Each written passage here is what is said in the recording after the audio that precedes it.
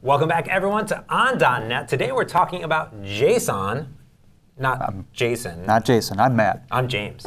None of us are Jason, because we're talking about JSON, J-S-O-N, and specifically reading and writing it with System.Text.Json. Yeah. I mean, this is one of the really cool things is that, I'll tell you the truth, James. I have used System.Text.Json, not a whole lot. Yeah. So I'm really excited about this video coming out so we can learn all about System.Text.Json. Yeah, you can think about System.Text.Json as just the built-in JSON serializer and deserializer, which means reading and writing JSON, basically. Right. You want to read it and write it from a file, from a web request, from other sources. System.Text.Json has a bunch of built-in classes and helpers and extension methods all built in when you're handling JSON with .NET. Yeah, it's actually super, super powerful. And actually, James, I'm going to take one step back. Why would I want to use JSON? Now, that's something that our viewers probably know, and they're like, Matt, stop asking the stupid questions. But why? There's no such thing as a stupid question. But why would I want to do that in the first place? Well, I think that in general, when you're dealing with web requests or you're dealing with data, you need some sort of format to store it in, right? Now, you can store that in something like an XML document. You have nodes, and you're parsing the nodes inside of it. You can do things in like SOAP type of services, like a WCF service, for example, and help that serialization process there. JSON is this worldwide standardization format, I would say, that has been globally accepted by the internet and folks creating web requests. So when you create a API, the default out of the box is JSON. So this JSON format helps you create sort of a key dictionary. So you have a key, and then you have a value of it. And that key could be a string, an integer, a double, a true, false value. And it helps everyone that's creating applications to be able to easily read and write this data. So if you create an API and I want to consume it, I don't really need to know much about how you created the back end. All I need to know is you're giving me a format that I can parse data with. Great. Right? And this isn't like a new concept. JSON's been around for a long time. There's many, many libraries that are out there on NuGet, but System.Text.Json is built into .NET since the early versions of .NET 5, 6, something like that. There's tons of new features in .NET 7 and 8 that have come out as well. Yeah, great. So yeah, I love it. So you said something actually pretty interesting when you started telling us what System.Text.Json was, or what JSON was, and it's something that everybody on the internet agreed on how to transfer information around. So if everybody on the internet agrees it must be good. Now that being said, that doesn't mean that every single time you get a JSON file, it's in the exact same format and different casing and other things like that. And System.Text.Json and the built-in serialization options will help you get through all of this based on what type of JSON you are getting back. But today I want to start off with something very simple, Matt, which I think is just how to easily read and write this data with System.Text.Json. Yeah. You want to start right there? Let's start right there. Let's head into the demo. So this is very, very simple. I'm just in a brand new console application, and I took sort of the default weather forecast. So we've seen a billion times in every Blazor and API demo that we can think of, right? And down here we have something very simple, which is a weather forecast class. It has a date, it has a temperature Celsius, and a summary. I just went up to the weather service today, and I said, what is the temperature Celsius? And it's 2. 2. It makes sense. It is not warm out there. It is not. In fact, it is cold. So this is something that you might have in your application today, which is some sort of data, and you need to write it to a file, or you need to serialize this data. You need to write this data out, right? Okay. And that's where System.Text.Json can come in. Okay. So we just have this data. So any data in my app, I want to use this. So what I'm going to do here is I'm going to go up to the top, and I'm going to say using System.Text.Json. All right, so that's my using statement. That's the namespace where everything that we want to use and lives. Everything's inside there. So now what I can do is I'm going to get a JSON string back. So I'm going to take this weather forecast, I'm going to serialize it. I'm basically going to transform it from a data object into a string. Okay. Now we can do anything with that string, right? We could save it into the preferences, we could save it to a file, we could post it with a web request, for example, out to the internet. So we're there.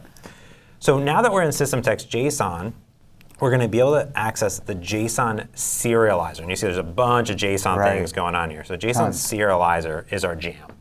Okay.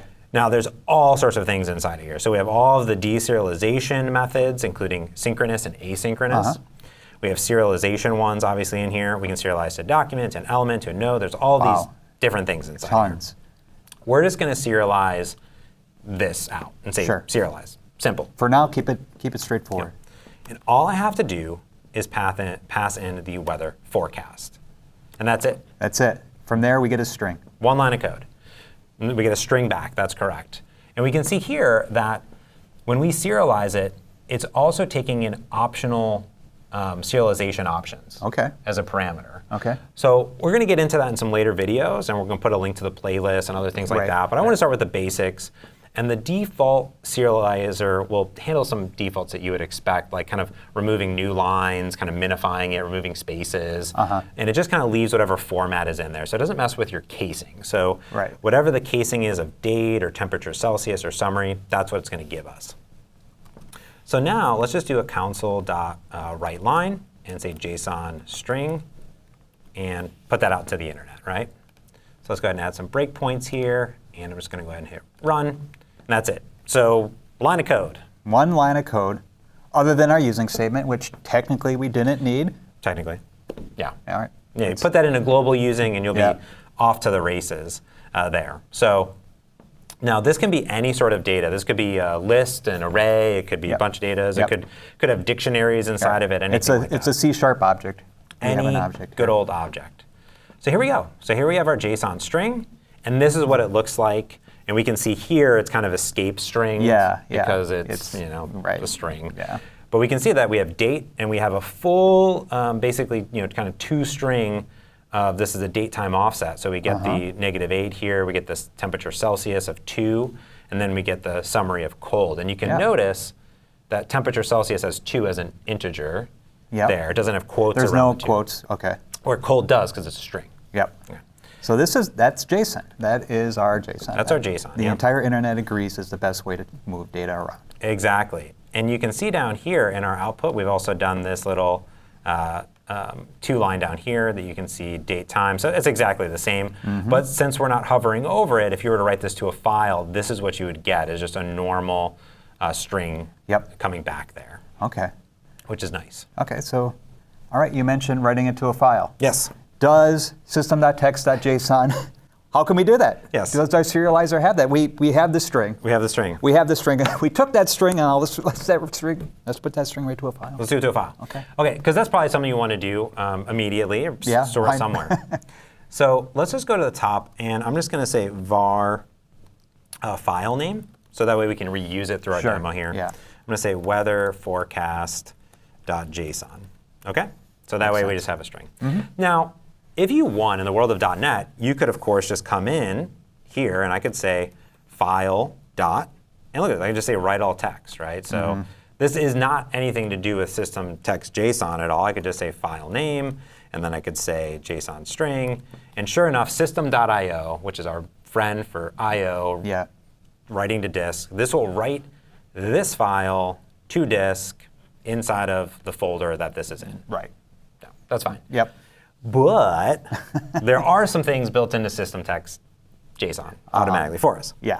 So for example, let's say we wanted to not first serialize it to a string and write it to file. What if we wanted to actually take the object and just pipe it into a file immediately? Right? So what we'll do is here is instead of just taking this JSON string here, I'll just leave this here for good measure. Here we go. What if we just took that entire object and put it over there? So what we're going to do is I'm going to say using file stream. And I'm going to say create stream. And I'll say file dot create. And I'm going to give it the file name. So this is, again, this is in System.io. This is going to provide a stream for a file to do asynchronous and synchronous read-write operations. So you might just have this being in your application already. Exactly. So now what I can do is I can now do await. So we can do some asynchronous stuff here. And you saw I could do serialize async as well with just the weather forecast. But now what I can do is I can say JSON serializer dot, and I can say serialize async. There it is. And now what I'm going to do is I'm going to give it the create stream and the weather forecast itself. And then for good measure, let's just go ahead and await the create stream dot dispose async. Will just be a good dispose. I know I used a using there. Yeah, let's just make sure. It's going to happen. It's safety first. Yeah, safety first. So this is pretty cool because this is going to help you in the fact that I don't have to always make it a string, create some memory, do some stuff, one operation, do it. So let's go ahead and run this here. So it's going to run it. I think it should just run it and then output it to that file right away. So let's just give it a second here to build up. And I like that, again, in this type of application that you're able to easily come in and start being productive. So I hit a breakpoint randomly down there. So we'll do this. Cool. And now let's go into our File Explorer. I'm going to say reveal in File Explorer. Now I just specified a file name. Yeah. So it's just wherever the application is running. So it's inside this folder. Here is my weather forecast. I'll drag it into VS Code here. And sure enough, there it is. Two. There it is. That's some JSON there. That's some JSON. Yep. And easy peasy. Just like we said, the number, temperature Celsius, is not quoted. Yes. And everything else is there with the curly braces and everything. And this is what you would expect coming back from a HTTP request, for example, coming in. So that's it. We have now completely read it. Now, there's lots of customization and optimizations, and we're going to have a bunch of videos here on the .NET YouTube. It's going to walk through that. But I just kind of wanted to walk through very, very simple, right? Just how easy it is to serialize that data, whether you want to serialize it in your application to like put somewhere else, or right to a file right here. Right. Yeah. No, I love it. It can't really get any more straightforward than this. Serialize async, deserialize async. We didn't even show the serialize async. That's there, though. We just said serialize. But yeah. So we're totally good to go. And then the other thing would be, you probably want to read it out. probably want to read it out. You want to read it out. Yeah. What if you gave me this file? I'm full of files that have current weather conditions in them. They're always current because they're right there on my file. They're as current as when I wrote them, I guess. OK, so we've read them, or we have the file. We have the file. Came from me, most likely. Yes. I said, James, put this into an object. Yes. And then eventually do something with it. But I need it in an object, and I need it quickly. Yes. How would you do that? So what I would need to do is one of two things, basically. So here we serialize. So we were writing it out and converting it into JSON. But we want to do the opposite of that. So we're going to go ahead and delete this code, because I'm just a big fan of deleting code. So let's go ahead and do this. Now, there's a few ways of doing this. So let's say, for example, I took some data here. So this is some different data here. So I just have a different JSON string. And let's say you don't have a file, but you just have some JSON, right? So here is a date from, this is old weather data. So you have old weather data. It's just hanging out in code. It's really hot. It used to be nice out. Yeah, now it's way back when. We're using this really cool like string literal interpretation. It's super cool. So let's say you just have a string. So this is anything that came from anywhere at all, and you have some JSON that's here. This is super not realistic because you probably don't have JSON just sitting around, but you might. Let's say you just want to get a forecast item for that. Yeah, it's in memory. It's in memory at this point. So I'm going to say weather forecast, and all I'm going to do now is I'm going to say JSON serializer dot deserialize. Now I need to tell the deserializer what it's deserializing. Makes sense. Yeah, when I'm serializing it, it doesn't really need to know what it is. Because it's kind of pushing it to a string. It's kind of going through, seeing the properties there, and boom. Yeah, into a string. So I'm going to tell the JSON deserializer what it is, because it's templated here, so through generic. So I'm just going to say it's a weather forecast. And then all I need to do is pass in that string, just like that. So easy peasy. And I have that coming back. And now we can, I guess we could just write that out. It's the same. That's here. But let's add a breakpoint here, so we're kind of good to go. So again, one line of code. If I'm not serializing, I'm deserializing. And I'm getting that back in here. So what we would hope to see, if I had another breakpoint here, is that the old weather forecast that I created in memory is that old cold one from today. But that string is really hot from years ago. And now, if I hover over the weather forecast, there it is. Everything changes. Everything changes right here. It is hot in here. Yes. So that's pretty cool. Easily being able to take that data and transform it back. Yeah. Now, additionally, we talked about getting that file, right? So let's say here we wanted to actually read this file that's lingering. Yeah. A few ways of doing that too. So the first thing that I could do is, if I'm just going to go ahead and minimize this down, is I could just get this JSON string. So instead of just having a hard-coded file here, I could say file dot read all text, and then say file name. Yeah. So again, it's the old school way of kind of just reading the file, System.io. Yeah, and I wanted to show this here because we have the string inline. Now we have it coming from a file. Again, it's just a string, so it doesn't really matter where it's coming from. It's there. But like our good friend Serializing that took in a file stream, we can also pass in a file stream directly into deserialize. So that's what we're going to want to do here. So here, I'm going to go ahead and get rid of these console write lines again. And we don't want this JSON string, so we're going to get rid of that. Yep. So what I'm going to do is I'm going to say using file stream, again, I say open stream, because the other one was creating. Right. It already exists. We're just opening it up. I'm going to say open read, and I'm just going to say file name. So this is just opening that file for read permissions so it can then take this in. So that's all it's doing there. So we're not reading anything. We're not creating any overhead here. Yep. And all I'm going to do is pass that into here. So that's really nice. So you can pass it the string, or you can pass it the stream. So it's doing its thing. I mean, it's not even a string at this point. It's just kind of going in a file and pulling things out as it needs to, as a string. As a string, correct. So it's going to take that handle, taking that stream, passing it in, deserializing that, and then giving me back my weather forecast here. So here we go. Awesome, so it already did it. And let's see here. I should probably do I don't think it actually hit a breakpoint, so let's go ahead and hit another breakpoint here. Perfect. Yes, I forgot one thing that's important that I'm shocked that you didn't catch of why I didn't do anything, is because I didn't do await. Oh my goodness. There we go. Deserialize async. Yeah. So here, when I didn't put the await on there, it was just giving me a task. I didn't actually run it. So that's why I went past completion. Yep. OK, now that we've updated the deserialize async, let me just go ahead and just do a console write line of literally anything over here. So that way I can add a breakpoint. We're just looking for a breakpoint here. Yeah, perfect. Awesome. So that gives us something to actually step into and get through, since we're awaiting now accordingly. So here we go. This will spin up again. And we should hit this first breakpoint. Check. Another one. Check. And weather forecast. Cold. Freezing. Now, super freezing. Now I might be saying, OK, well, this must be just a crazy demo over here. And I'll say, no, I'll say very cold. I'm going to update the JSON file that's here. I'm going to run it one more time just to show you that it actually is reading directly from that file. It's not just like some hard-coded magical thing that's coming in from this file.